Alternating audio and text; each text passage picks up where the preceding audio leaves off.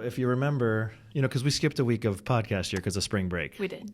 So I was finishing up just a bunch of YA books and was ready for a YA break. So I read an adult book. I read The Guest List by Lucy Foley. This is very much adult. It's not available for checkout in our library. Okay. Because of just some scenes in it, which is a shame because although those scenes add a little bit to the story, the premise of the whole plot I think would be really interesting, even for high schoolers. Do you think if those scenes were removed from the book, like the story would read this? Like, are they essential to the book? I think you could still have the novel, but without getting into too much detail on our high school podcast. Yeah. They do add a little bit of something to it. So I always wonder, like, what would it be? But it's definitely for an adult audience. Yeah. Regardless of that, it's definitely for an adult audience. But anyways, this story takes place on a remote island off the coast of Ireland. Cool. And it's two people getting married. It's Jules, who owns her own like super successful online blog. And it's her soon-to-be husband, Will, who is the star of a TV show kind of like Survivor Man or Man vs. Wild kind of a thing, like a survival show. Yeah. And they're getting married. They're getting married, like I said, on this remote island off the coast of Ireland.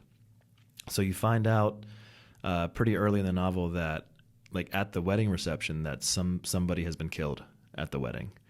And so throughout the book, it flashes forward to that point a couple of times, but mostly you're reading about the days leading up to the wedding and including the wedding from the perspective of Jules, the bride, the plus one, which is, her name is Hannah. Okay. She is the wife of Charlie, who is like childhood best friends with Jules. Okay.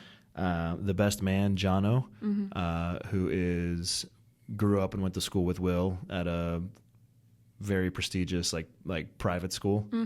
The wedding planner, I had to look up how to say her name. It's Aoife. It was like Aoife. It's an Irish name. Oh, cool. And I think I spent half of the book mispronouncing it in my head before I finally decided to Google it. So she and her husband, Freddie, own that island, essentially. And this wedding is like their kickoff event to try to like get them out there. And then I'm just thinking like in real life, okay, there was a murder at the wedding. That's probably not going to go well. And then the bridesmaid is Olivia, who is Jules's younger half-sister. And so you kind of get the story, again, leading up to the wedding and including the wedding from those characters mostly. It changes perspectives every chapter, I guess. Okay.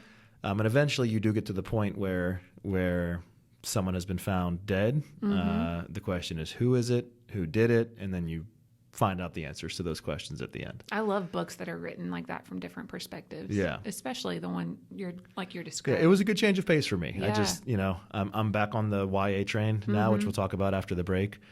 But it was just something different. Cool. One of our teachers called books like this, I think she called it like a beach mystery. Yeah. I think of it as like an airport mystery, like something that you just see on the shelf in an airport that's sticking out of one of the stores. Cool. And I don't mean that in any kind of negative way. It's just the way that it reads for me. Yeah.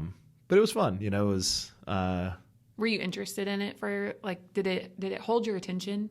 Kind of thing? I think so. Was it exciting? I think so. Yeah, I enjoyed it. Cool. And it was mostly for me just a nice break in the action, break in the YA action.